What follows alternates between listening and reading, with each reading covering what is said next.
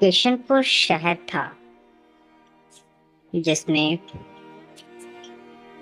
एक सुरेश नामक लड़का अपनी माँ कमला और अपनी पत्नी सीरत के साथ रहता था। सास कमला अपनी बहू सीरत को बहुत परेशान करती थी। उसको हर काम के लिए बार बार टोकना, उसे बार बार कहना, झिड़कना, वह सब करती थी। सीरत ये सब झेलते हुए अपनी बहू की मर्यादा निभा रही थी। सीरत अपने पति सुरेश को ये सब कुछ बता देती है। सुरेश उसे कहता है कि तुम्हें ये सब झेलना ही पड़ेगा। तो सीरत कहती है चलो ठीक है, मैं ये सब झेल लूंगी।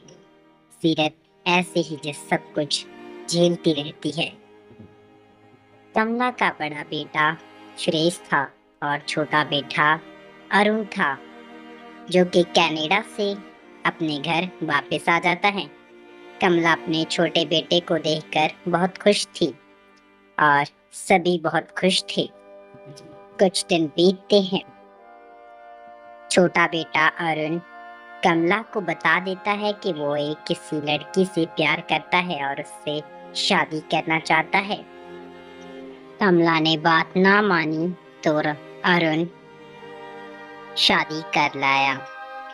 अरुण की पत्नी का नाम आराध्या था, जो बहुत खूबसूरत थी।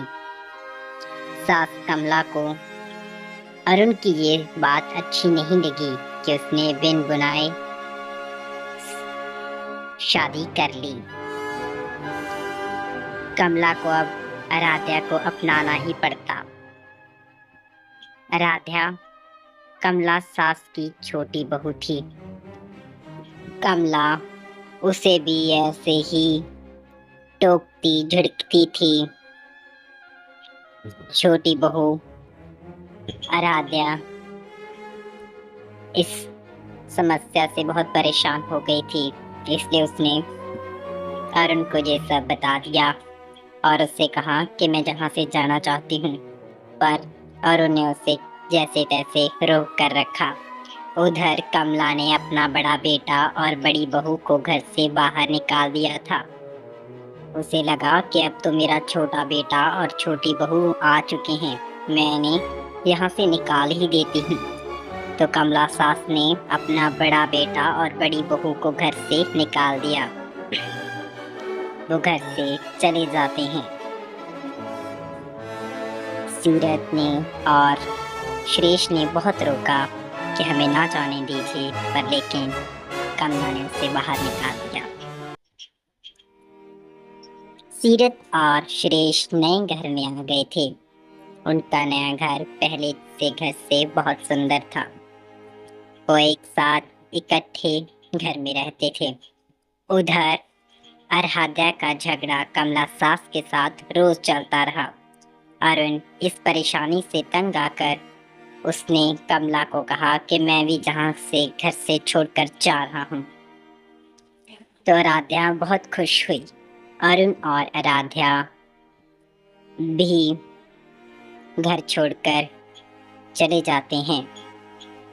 कमला उसे उनको जाते हुए देखकर बहुत दुख महसूस करती है और अपने आप से बातें करती है कि वो इस घर में अकेली रह गई है। वो अपने आप को बहुत उदास फील करती है, महसूस करती है। वो बहुत उदास थी। राध्या और अरुण दोनों बड़े बेटे और बड़ी बहू सीरत और सुरेश के घर में चले जाते हैं। वो चारों एक साथ वहाँ रहते हैं। उनको वहाँ रहते हुए 1 साल बीत जाता है। उधर कमला वहाँ 1 साल बहुत परेशानी से गुजार रही थी। एक दिन सीरत चक्कर से गिर जाती है। आराध्या उसे देखकर डर जाती है। आराध्या अरुण और सुरेश को घर में बुला लेती है तो पता चलता है कि सीरत प्रेग्नेंट थी, वो माँ बनने वाली थी। अब आराध्या सीरत को बहुत कम काम करने देती थी। सीरत काम करने की जिद करती थी पर आराध्या नहीं करने देती थी। अगले ही दिन उनके घर में उनकी सास कमला आ जाती है। सीरत उनको कहती है कि वो इस घर में रह सकती हैं। आराध्या इस बात से सहमत नहीं थी, फिर भी उसे सहमत होना पड़ा। कमला सास अपने बेटे और बहुओं के साथ रहने लगी। वे पांचों एक साथ रहने लगे, खुशी खुशी। सीरत को 9वां महीना लग गया था। एक दिन सीरत को बहुत दर्द हो रहा था। सीरत बच्चे को जन्म देने वाली थी। दूसरे कमरे में बेड पर पाया जाता है। सीरत एक लड़की को जन्म देती है। 5 साल बीत जाते हैं।